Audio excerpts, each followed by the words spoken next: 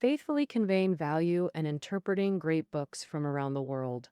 Hello, this is Sally's Book Club. Ethnicity is an important marker of each of our identities.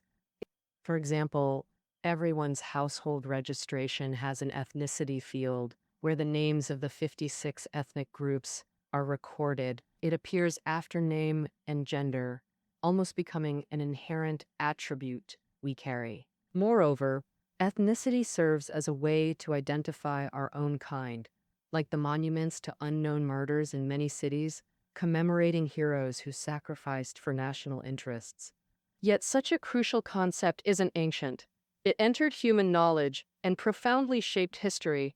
It's only emerged in the last 2 to 3 centuries, a distinctly modern construct. Today's book is called Imagined Communities.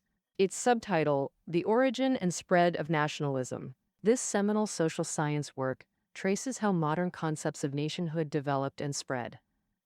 Its author, Benedict Anderson, was a renowned American scholar of Southeast Asian studies and nationalism. Anderson came from an Anglo-Irish family. His grandfather served as a British military officer in Southeast Asian colonies, while his father worked in China's pre-revolution maritime customs. Born in China in 1936, he immigrated to America with his family at age 5. His background gave Anderson rich cross-cultural and multilingual experiences. In the 1950s, he returned to Britain to study European classics and literature at Cambridge University. Later pursuing a PhD at Cornell University, he focused on Southeast Asia. Imagined Communities, 1983, initially aimed to explain regional nationalism, but evolved into a global history of the phenomenon. Anderson pioneered the idea that nations aren't just groups sharing customs or inherited identities. He saw it as a political community born from advanced human cognition. He encapsulated this cognitive process in one word: imagination. Important note: imagination often causes misunderstandings in Chinese contexts. Many equate it with fabrication, assuming Anderson claims nations are illusory or false concepts. On the contrary, Anderson believes that the nation is an idea as real as it gets. In such a national community, people recognize each other as kin, resonate emotionally, and align on major political goals, all commonplace in modern life. If this doesn't count as real, then what deserves the word real? However, this reality becomes harder to grasp when expressed in theoretical language. So, to make it easier, I've distilled the 10 chapters into 2 core questions, guiding you through this book's intellectual world. The first question is, how did modern national consciousness emerge? The second, how did nationalism spread worldwide? Let's start with the first question. How did modern national consciousness emerge? According to Anderson, modern national consciousness originated in the West, driven by 2 factors. First, fundamental shifts in Europeans' collective consciousness since the Middle Ages. Second, the emergence of print capitalism. First, let's examine the changes in collective consciousness. Before modern national consciousness, medieval Europe had 2 key communities: the religious community and the dynastic community. They dominated collective consciousness. The religious community spanned vast regions, connecting believers through dogma. Christianity, prevalent in medieval Europe, is a prime example. The dynastic community is easier to grasp. Back then, Europe was dotted with regimes established by nobles, and people pledged allegiance to monarchs as subjects. These 2 communities defined 2 aspects of collective consciousness. First, the religious community led people to view the world with sacred aims. According to Christian doctrine, humans ultimately face judgment from God. Therefore, seeking worldly comfort and ease in life is meaningless. Life must be restructured, with every moment dedicated to seeking salvation. Second, the identification mechanism in religious and dynastic communities was vertical. Vertical means members trace upwards to the pope or king, with no direct horizontal ties among them. Thus, in such communities, members didn't need shared traits. Even without common language or communication, they served the divine or royal authority. But as European history entered the modern era, both communities declined, with the religious community bearing the brunt first. This was because the expansion of knowledge challenged sacred authority. The Renaissance in the 14th century re-exposed Europeans to the values of ancient Greece and Rome. The Age of Discovery in the 15th century further introduced them to other faiths and lifestyles like never before. With comparisons, people became less susceptible to singular narratives. By the 16th century, the Reformation fragmented Christianity in Europe, gradually reducing it to a tool of secular politics and diminishing religious authority. The dynastic community also suffered, with royal power facing widespread challenges in the 17th and 18th centuries, leading many European monarchs to fail in centralizing power. The most typical example is England's King Charles I. He dissolved parliament, imposed dictatorship, and exhausted methods to raise taxes, yet the treasury remained in deficit. Out of desperation, Charles I reinstated parliament, hoping to make it a rubber stamp. Instead, parliament counterattacked, and the king sent Charles I to the guillotine. When people no longer unquestioningly obeyed the king, his authority was lost. As the old communities declined, Europeans freed up mental energy and time to focus on secular life, seeking common ground among people around them. At this point, a new collective consciousness began to emerge, the seed of modern national consciousness. Coincidentally, the emergence of print capitalism during this period provided fertile ground for shaping modern national consciousness. In the 15th century, Gutenberg invented the printing press, and print capitalism quickly took root in Europe. Within less than a century, about 20 million books were produced from the presses.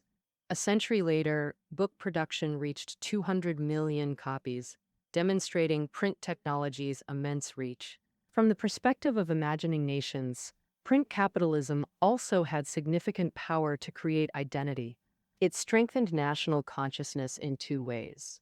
First, print publication made mother tongues vital tools for creating identity.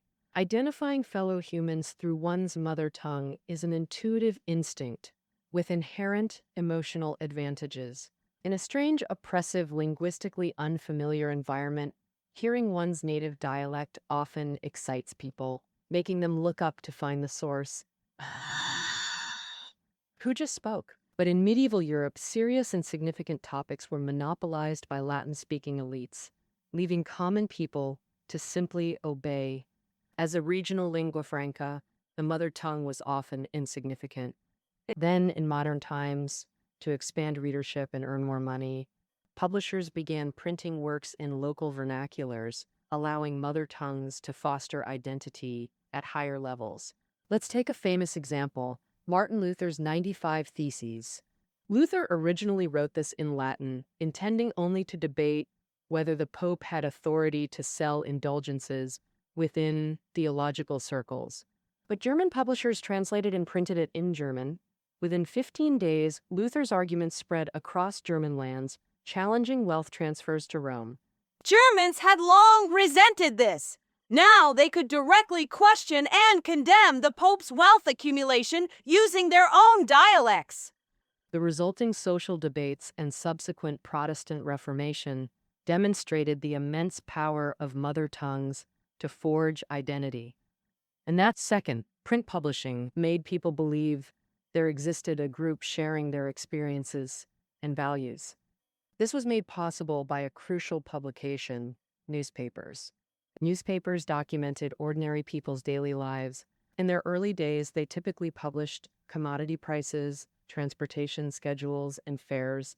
Beyond that, people announced weddings, funerals, and life events in papers, relying on them for information, discussing news, even publishing opinions through editorials. Imagine someone reading newspapers daily. Over time, they developed this conviction. In secular life, I and those around me understand each other. Though everyone has privacy and I can't know all readers, I grasp the logic behind most events in their lives. For instance, people picnic in spring, hold weddings in mild months like May or October, or send children to apprenticeships at age 10. Moreover, I share most people's judgments about right and wrong. As fellow readers, we form a new collective consciousness. Thus, we see modern national consciousness emerged in the West as an innovative way to seek belonging. Its emergence filled the void left by the declining traditional communities. In its formation, it relied on bonds between people in daily secular life, shared language, common life scenarios, and shared value judgments, not divine or royal authority demanding obedience from above. After its birth, modern national consciousness gradually entered the political realm, bringing nationalism onto the historical stage. Nationalism means people demanding political entities and asserting political rights in the nation's name. This leads to the book's second major question. How did nationalism spread globally? Chronologically, from late 18th century to mid 20th century, nationalism emerged worldwide in four distinct patterns. These patterns corresponded to different political demands, and modern nation states solidified through related political movements. The first pattern was the American model, 1760s to 1830s, spanning the Americas, colonial independence movements demanding political rights against mother countries. The most active revolutionaries weren't Native Americans, but descendants of European immigrants who'd arrived centuries earlier. These immigrants opposing distant European homelands was unforeseen by monarchs who'd fiercely colonized.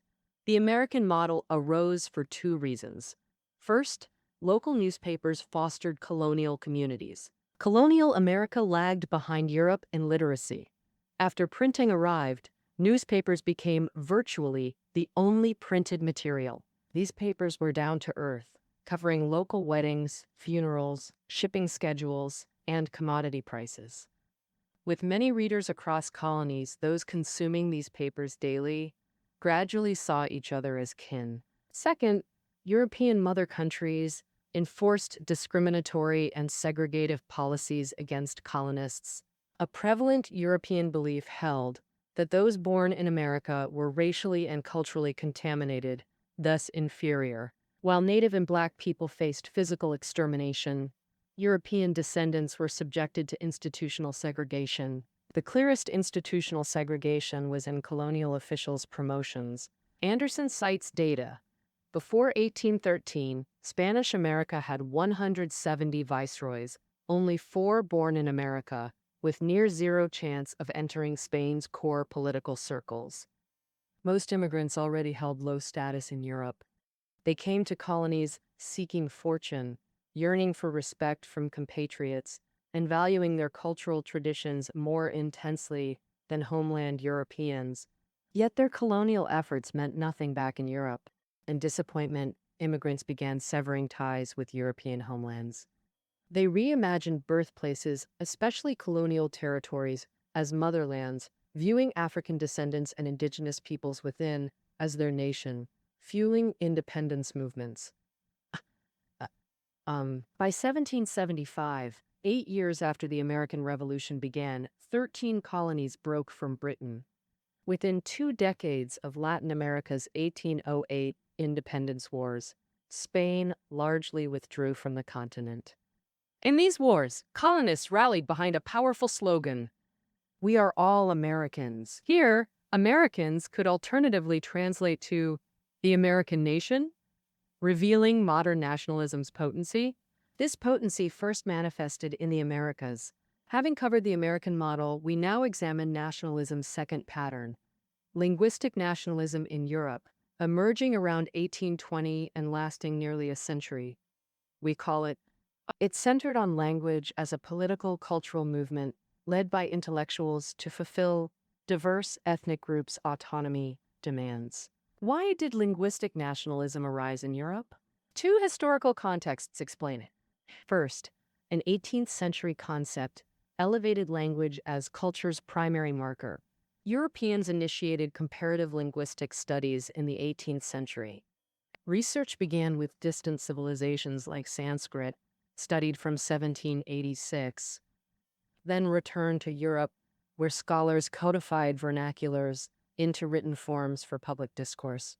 Second, European ethnic self-awareness surged unprecedentedly following the baptism of fire from the late 18th and early 19th century French Revolution and Napoleonic Wars.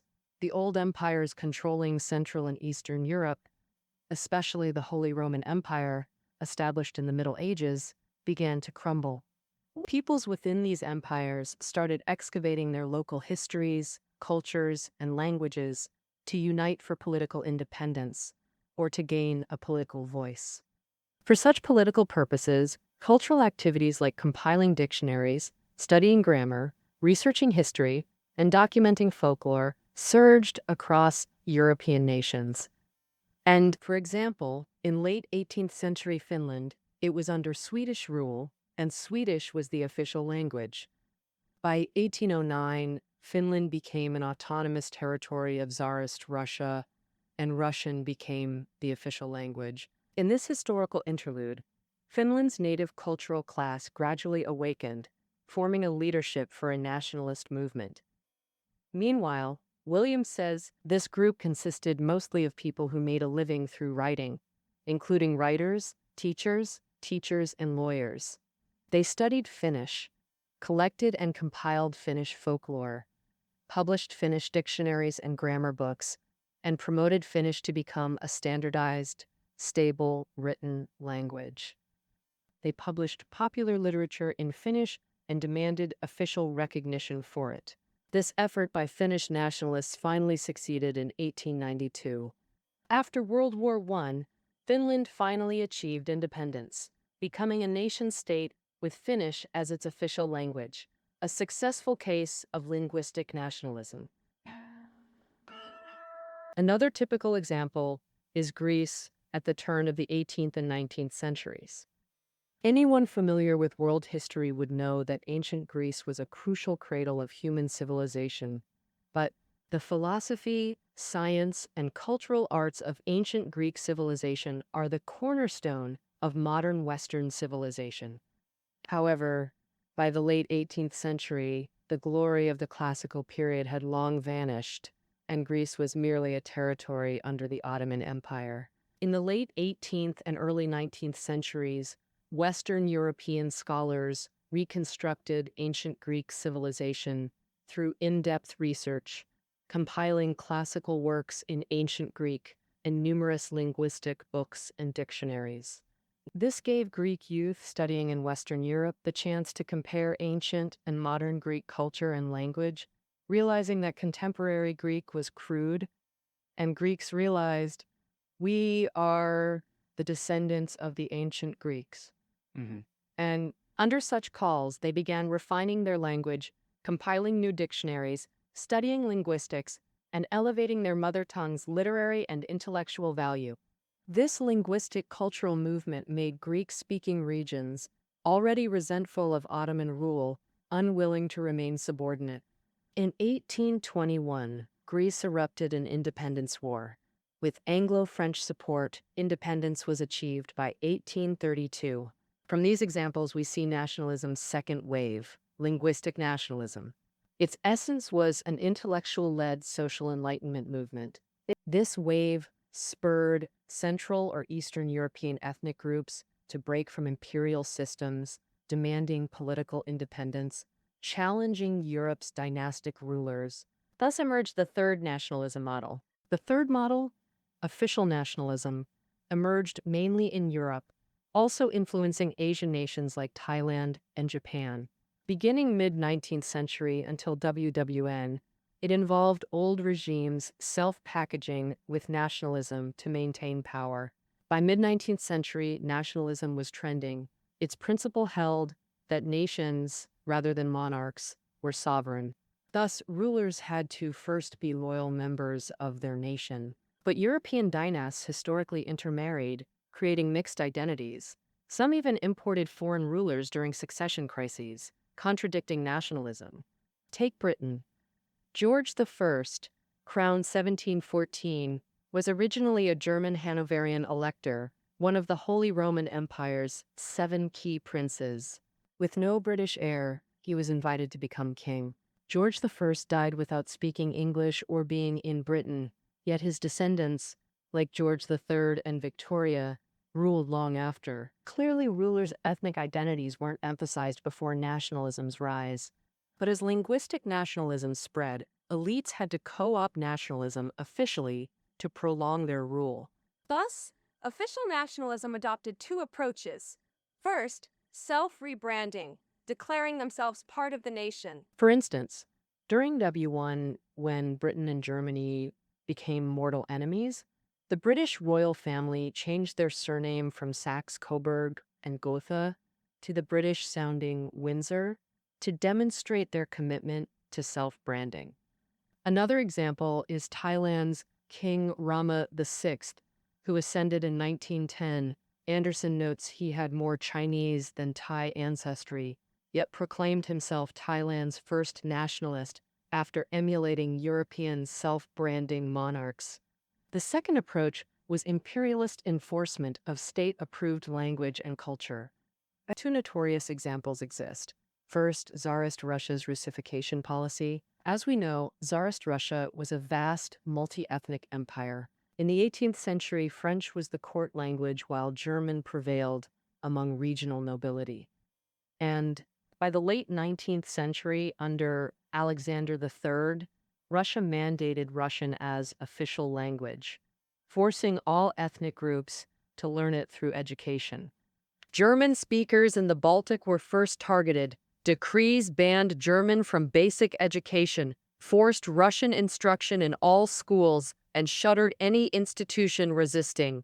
This policy later expanded to Ukraine, Poland, Georgia, and Russia's central or far eastern territories. Another example comes from Britain. Starting in 1843, Britain promoted anglicized education in colonial India. Education. The goal was creating Indians with British minds, cultivating state-guided national identity through anglicized thought and values. Overall, as nationalism's third wave, 19th century official nationalism was a highly strategic political maneuver. Without altering power structures, elites pandered to public sentiment by pledging loyalty to a nation. But more often, official nationalism meant using state power to enforce assimilation. This frequently contradicted nationalism's second wave, linguistic nationalism. Especially in colonies, Europeans promoting their languages or cultures ignited nationalism's final wave. This is nationalism's fourth model. Colonial nationalism primarily occurred in Asia and Africa, starting around the early 20th century and lasting until the 1960s and 70s. Its essence was an anti-colonial independence movement, where locally educated youth, trained by colonial governments, became colonialism's gravediggers. The emergence of colonial nationalism was closely tied to colonial governments. Within administrative systems, colonizers trained bilingual local officials well-versed in political affairs. Like their American colonial counterparts, these individuals desperately wanted to become part of the colonial motherland. But bearing colonial stigmas, they could only be second-class citizens of the empire. In 1832, an Indian named Paul described people like himself in his memoir. Raised in Britain during youth, his connection to Indian traditions was nearly severed. Educated in Britain, passing British exams, they returned to India to rule their own people alongside white colleagues. Yet to the British, these native Indians were mere social and moral outcasts. Powell couldn't resolve this pain within the system because the British Indian government's highest ranks remained closed to him. Indians like Powell could only ever be policy implementing tools, and influencing policy itself was pure fantasy. How could those enlightened by new knowledge tolerate such identity injustice? Following Europe's path, they started newspapers, using colonialists' own nationalist values to condemn imperial assimilation, building local protest movements. A fascinating example. In 1913, Dutch colonial authorities held celebrations in Indonesia, commemorating their 1813 liberation from French imperialism.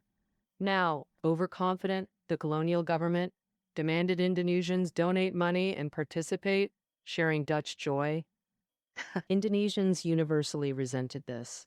Early Indonesian nationalist Soerdi Soerjeningrat immediately published an article titled, "If I Were Dutch," writing, "Can't you Dutch imagine we wretched slaves might someday celebrate our own independence like you?"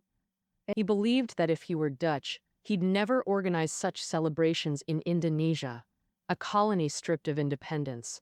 This reveals colonial nationalism's core values. Originating from Europe, its operational methods closely resembled earlier Western nationalist movements.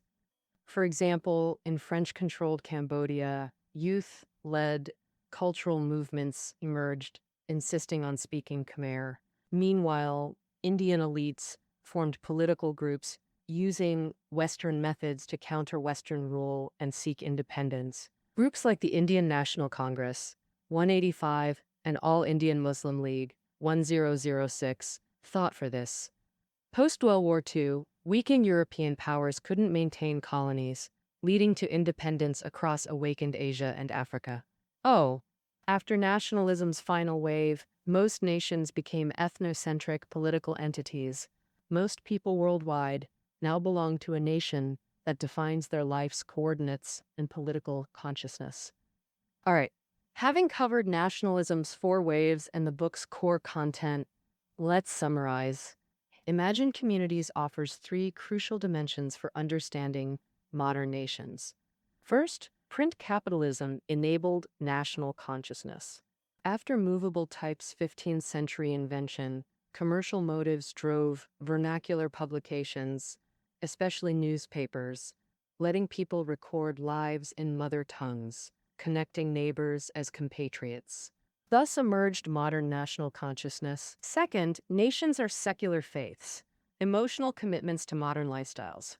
Psychologically, humans seek kinship and communal belonging. Since antiquity, people have lived in communities, upholding shared values as faith. Pre-modern religious or dynastic communities required faith in God or monarch. But modern times brought new belonging within national communities. This community inevitably has a faith, the very way of daily life for this group. Third, the birth of modern nations is inseparable from political movements. Over 2 centuries of modern history, from late 18th century American independence to mid-20th century colonial struggles, nations emerged when groups actively demanded political rights. Without political action, modern nations couldn't exist. To illustrate, let's compare two groups, Jews and Roma people. Both were dispersed across Europe, facing discrimination, persecution, and mass murder. Yet since the late 19th century, Jews revived their national language and established Israel, becoming a distinct nation with secured rights. Conversely, the Roma's lack of autonomous political expression leaves them targeted for expulsion and discrimination today, with few nations granting national status. The Roma still aren't widely recognized as a modern nation, precisely confirming Anderson's insight on politics-nationhood links. They will rise only on day. All right, imagined communities. That concludes our interpretation. Reading notes are below the audio. See you next time.